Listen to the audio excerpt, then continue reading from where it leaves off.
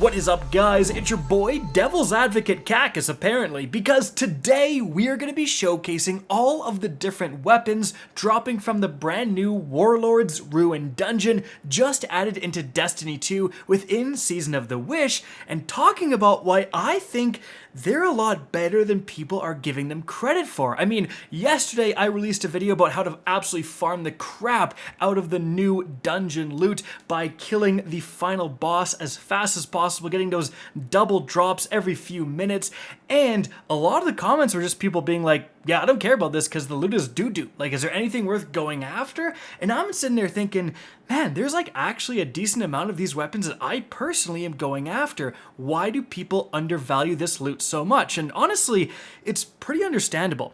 What so many Destiny players do, and they've done this for years, is immediately when things come out, they go to a database website, they look at the rolls, and they go, yeah. Why would I be interested in this sniper rifle when my sniper rifle has a perk that does 3% better damage?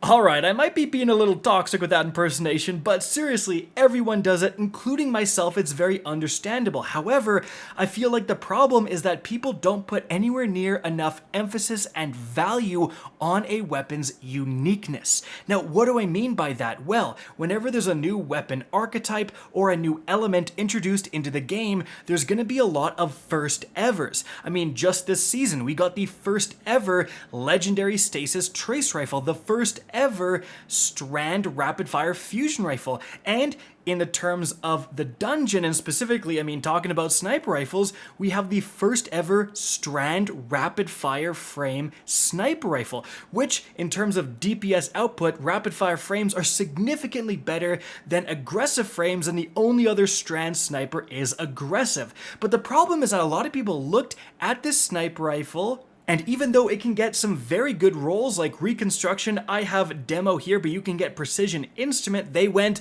the Supremacy is better, so why would I bother? And, in fairness, the Supremacy, it's craftable and it's cracked out of its mind. In a vacuum, the Supremacy is absolutely better than this weapon. Kinetic weapons just deal like 10 to 15% more damage, right? But we're not in a vacuum. We're in a season, and every single season, Bungie comes in and manipulates the meta by adding seasonal artifact perks.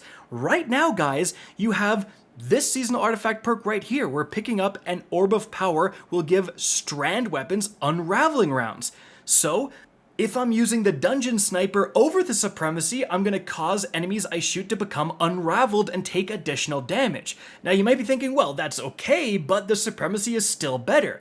Well, then I can use this other seasonal artifact perk that's going to make it so that when I'm Radiant, I'm going to do even more weapon damage to targets affected by a Strand debuff, and my teammates can also gain this damage benefit. Alright, well that's pretty good, but I mean, I still think the Supremacy, oh, and by the way, I'm going to cause constant threadlings to spawn when I'm shooting that unraveled target. Do you guys see where I'm coming from here? Yes, in a vacuum, the Supremacy is better, but by using this brand new Strand sniper rifle that has a pretty darn good PvE role, you gain the benefits of all of these seasonal artifact perks. And the same logic applies to all of these different weapons throughout the game. First evers, unique weapons that exist as the only example of their element, in a particular weapon, in a particular damage archetype. Those have value because you never know when the meta is going to shift, and you never know when Bungie's going to add new seasonal artifact perks that cause certain weapons that maybe didn't see a lot of play to skyrocket in value, right? So again, stuff like the sniper rifle, it has more value than a lot of people are giving it credit for. And the same thing applies to the brand new dungeon bow, guys. It is the first ever Strand bow in the entire game, and it can get some decent perks. It can actually get explosive in the left column, it can get Archer's Tempo, it can get Hatchling, and I mean Hatchling where you spawn threadlings for precision kills. When are you getting more precision kills than using a bow, for goodness sakes? But if you want to do something like a solo Lost Sector, guys, and I mean right now we have Unstoppable Bow as a seasonal artifact perk to deal with champions. So let's say you want to use a bow, Well, you use this Strand Bow. If there's Strand Surge, you get a big advantage. Or again, you can just use all those artifact perks I just went over, and yeah, your Arsenic Bite Arc Bow might have a better roll. It has Explosive and Rampage. It's fantastic. I love mine. But I mean, I'm spawning constant threadlings by shooting this champion.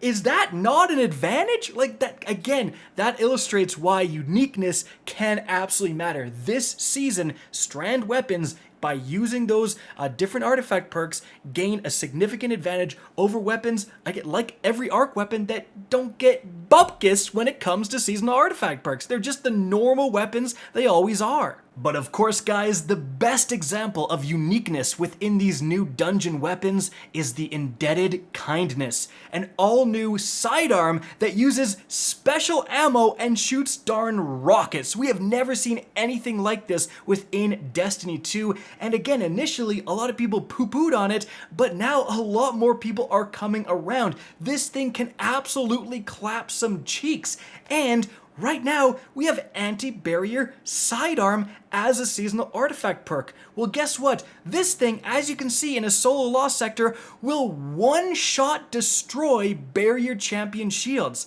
So you can go into a lost sector, use a primary weapon to deal with one kind of champion, and then your sidearm is actually a special weapon that's also going to be one-shotting the red bars in here. And it's not just all because of the archetype, it can actually get some pretty cracked rolls too. As you can see right here, I have a roll with homing rockets combined with Volt Shot. Volt Shot's one of the best PvE perks in the game, and now you're telling me this all new, never before seen archetype can also get Volt Shot? Sign me right up. And if you don't care about the homing rockets, you can actually get lead from gold in that left column instead to make it very ammo efficient. It just opens up some all new possibilities, especially if you are looking for anti-champion weapons. This season or any other season, sidearms are a featured anti-champion weapon. It is just so much better, in my opinion, being able to run this sidearm than having to rely on double primaries, and then your only source of real damage is coming from your heavy. Like, I really like the idea of incorporating this into solo Lost Sector builds. Now, there is actually one more legendary weapon from Warlord's Ruin, and that is the Dragon Cult Sickle. It is the first ever Strand Caster Frame Sword. But this thing kind of does suck. Alright, you guys are right about this one. This one's pretty doo-doo. Unfortunately, caster frame swords just really don't have a place in the game right now. The power level simply isn't there. If you want to use it like a sword, you're way better off using a normal sword. And if you want to use it at range, use a ranged heavy like a rocket launcher. It's in a very weird position right now. But hey guys, you know what? You never know.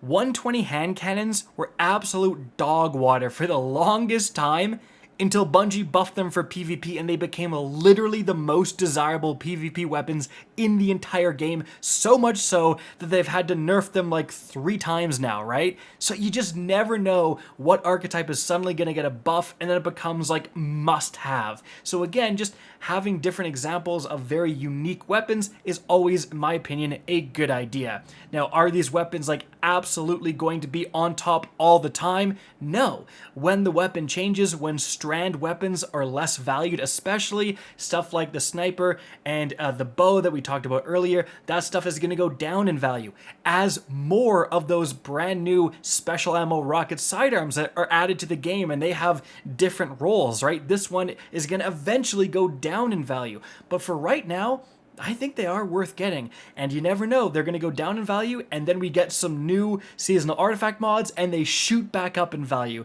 Often we have these big transitions in the meta every new season, and again, you want a good variety of weapons so that when a certain type of weapon is absolutely top of the meta, you can take advantage of that. And so guys, that is it for the video. Hope you enjoyed and found this informative. If you did, please remember to help me out by simply rating and especially sharing this video.